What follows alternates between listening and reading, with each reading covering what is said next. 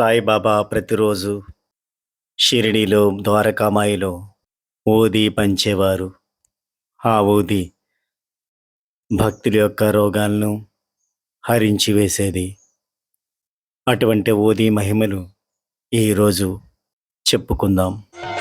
మహిమ పాడతరమా ఊది మహిమ పాడతరమా.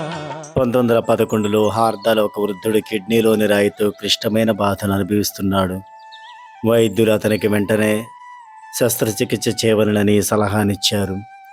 దైవం కరుణామయులు బాబా ఓ అద్భుత సన్నివేశాన్ని సృష్టించారు. వృద్ధుని కుమారుని వద్దకు ఆ గ్రామ జమీందారు వచ్చి బాబా ఊదీనిచ్చాడు. ఆ వృద్ధునికి బాబా ఊదీతో కలిసిన నీటిని త్రాగించారు. కొద్ది నిమిషాల్లో ఆ వృద్ధుని బాధిస్తున్న రాయి మూత్రంతో వచ్చేసింది.